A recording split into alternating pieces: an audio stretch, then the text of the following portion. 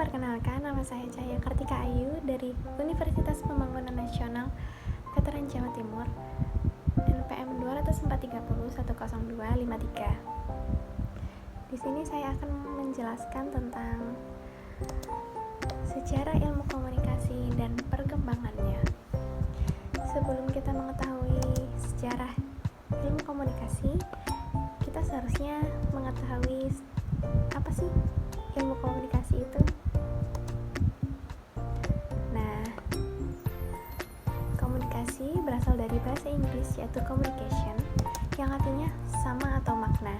Menurut Effendi, komunikasi adalah proses penyampaian suatu pesan oleh seseorang kepada orang lain untuk memberi tahu atau untuk mengubah sikap, pendapat, perilaku, baik secara lisan maupun melalui media.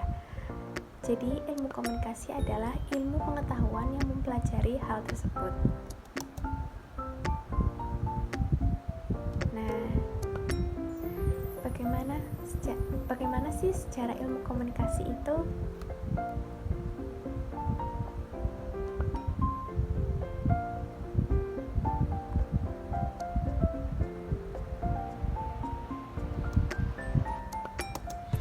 Komunikasi pada zaman peradaban Yunani kuno dikenal dengan sebutan retorika. Menurut Aristoteles, retorika adalah upaya yang bertujuan untuk melakukan persuasi dengan 3 tujuan.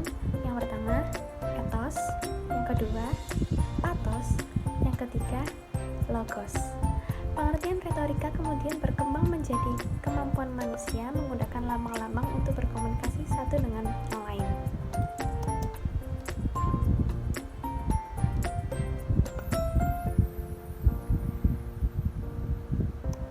Di periode pertumbuhan di tahun 1900, pada PD 2 ada 3 perkembangan yang penting, yaitu yang pertama, penemuan teknologi komunikasi, yaitu radio, telepon, telegraf, dan lain-lain.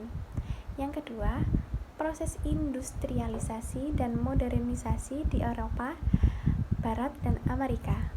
Yang ketiga, pecahnya PD 1 dan PD 2. Pada masa ini, bidang kajian komunikasi mulai berkembang dan penelitian juga berjalan seiring dengan modernisasi. Nah, periode konsolidasi PD 2 di 1960-an, yaitu konsolidasi pendekatan ilmu komunikasi sebagai suatu ilmu pengetahuan sosial yang bersifat multidisipliner. Kristalisasi ilmu komunikasi ditandai oleh yang pertama, adopsi perbendaharaan istilah yang digunakan. Yang kedua, munculnya buku-buku dasar yang membahas tentang pengertian dan proses komunikasi. Yang ketiga, adanya konsep-konsep baku tentang dasar komunikasi. Nah, ini tokoh-tokoh the founding father of ilmu komunikasi. Yang pertama, Harold Laswell. Yang kedua, Paul Lazarsfeld. Yang ketiga, Kurt Lewin. Yang keempat, Karl Holland. Nah, ini keempatnya adalah orang-orang yang pendiri ilmu komunikasi, penemu ilmu komunikasi. Nah, selanjutnya di tahun 1950 sudah take off dan semakin berkembang dengan indikator. Yang pertama, jumlah universitas penyelenggaraan program pendidikan komunikasi semakin banyak. Yang kedua, asosiasi-asosiasi profesional di bidang ilmu komunikasi semakin besar. Yang ketiga, semakin banyak pusat penelitian dan pengembangan komunikasi. Yang keempat, banyak literatur. Yang kelima, semakin beragam bidang spesialis komunikasi. Yang keenam, semakin banyak teori dan model. Itu adalah periode teknologi komunikasi di masa ini.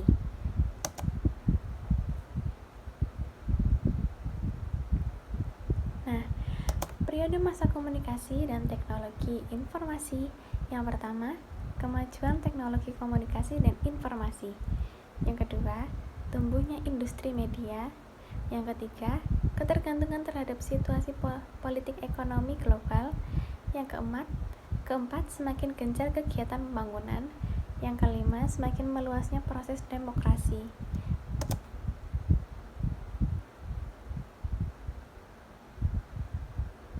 Nah, sampai sini dulu. Saya undur diri. Terima kasih atas